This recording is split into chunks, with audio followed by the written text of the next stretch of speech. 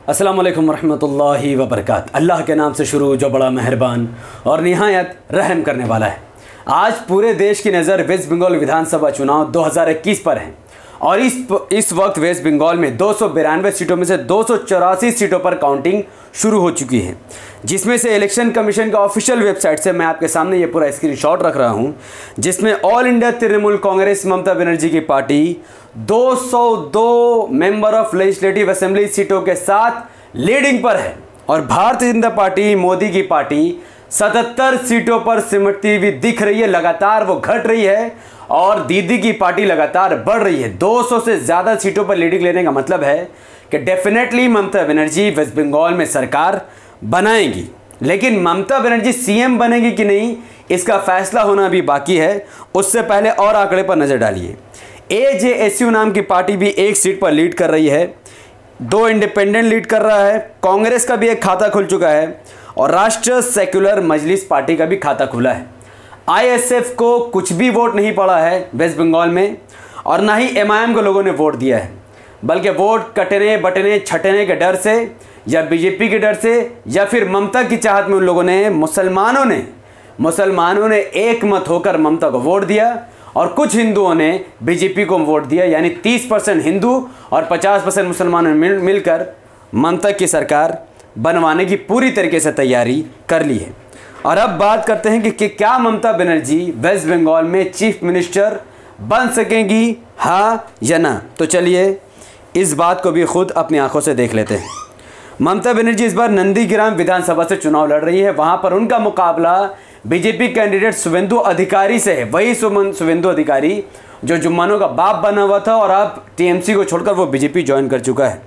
और वहां पर हाल ऐसा है कि इस वक्त फिलहाल जो काउंटिंग चल रही है, शुवेंदु अधिकारी को कुल 34,430 वोट मिल चुके हैं और वहीं पर ममता बनर्जी को 30,655 वोट मिल चुका है। यानी ममता बनर्जी करीबन 3,000 वोट से शुवेंदु अधिकारी से पीछे है और वहां पर सीपीआईएम ने 1880 वोट काट दिया है, जिसका सीधा नुकसान ममता बनर्जी को हुआ है। उसके अलावा social unity centre of India, communist, independent ये तमाम पार्टियों ने मिलकर ममता का वोट काटा और यहां पर ममता का नुकसान दिख रहा है। ममता बनर्जी फिलहाल यहां पर 3,000 से कुछ ज़्यादा वोटों से शुवेंदु अधिकारी से पीछे चल रही हैं।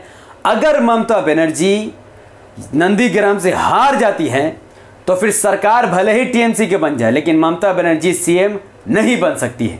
सीएम बनने के लिए एमएलए सीट जीतना ज़रूरी है। शुवेंदु अधिकारी ने जब टीएमसी छोड़ा और नंदीग्राम से नॉमिनेशन फाइल किया, अपना नाम फाइल किया, वैसे ही जब ममता बनर्जी जो भवानीपुर से जीती हुई थी, उन्होंने वो जीता हुआ सीट छोड़कर नंदीग्राम चले गई शुवेंदु अधिकारी का मुकाबला करने और वहाँ पर बहुत ही कांटे वाली टक्कर का मुकाबला चल रहा है। शुवेंदु अधिकारी 3,000 वोट से लीड कर रहा है। देखिए इस वक्त अभी काउंटिंग चल रहा है, 30,000 यानी मिनिमम आप देखिएगा मैक्सिमम 65,000 वोटों का काउंटिंग हुआ है। यानी करीबन और 60,000 50,000 वोटों की काउंटिंग बची है। ये 2 घंटा में डिसाइड हो जाएगा कि कौन जीतेगा कौन हारेगा। फिलहाल शुवेंदु अधिकारी 3,500 वोट से ममता बनर्जी से आगे चल रहा है। अगर शुवेंदु अधिकारी इसी तरीके से आगे चलता रहा और ममता बनर्जी हारती रही तो फिर यकीन मानिए यहाँ से ममता हार जाएंगी, तो ममता सीएम नहीं बन पाएगी। ओवरऑल बंगाल इलेक्शन की बात की जाए तो 292 सीटों पर इलेक्शन लड़ाई गई है, 2 सीटों पर इलेक्शन होना बाकी है। ये पूरा ऑफिशियल रिपोर्ट आपके सामने है इलेक्शन कमीशन ऑफ इंडिया के ऑफिशियल साइट से। 284 सीटों पर काउंटिंग शुरू हो चुका है और ममता बनर्जी की पार्टी टीएमसी तृणमूल कांग्रेस 202 सीटों पर लीड कर रही है। यानी अगर हालत बहुत ज़्यादा भी बदतर हो, ममता बनर्जी किसी भी तरीके से सरकार बना लेगी, क्योंकि वेस्ट बंगाल में सरकार बनाने के लिए 148 सीट की ज़रूरत है और ममता ने 202 सीट की लीड ले चुकी हैं। तो अंधभक्तों को इससे ज़्यादा दुखद खबर कोई नहीं हो सकती। अब अंधभक्तों को बरनौल लगाने की ज़रूरत है और जुम्मन मुसलमान आज खुश हो जाएंगे और ब्राह्मण जो हिंदू के लिए ममता ने 10 साल से काम किया है, आज उनको उनका फल हिंदू ममता को दे देंगे। उसके अलावा जहाँ तक एमआईएम की बात की जाए तो ये एमआईएम का वोट परसेंट शेयर आप सबके सामने स्क्रीन पर है। एमआईएम को मात्र 0.1% वोट मिला है। एमआईएम ने 7 कंस्टिट्यूंसी को चुना था, जिसमें से 5 कैंडिडेट उनको मिले और उन 5 कैंडिडेट में से एक को भी वहाँ की जनता ने ट्रस्ट नहीं किया, क्योंकि वहाँ की जनता को स्कूल, कॉलेज, हॉस्पिटल नहीं चाहिए, इंस्टीट्यूट नहीं चाहिए, रोजगार नहीं चाहिए, बल्कि उनको बीजेपी से खुद को बचाना है।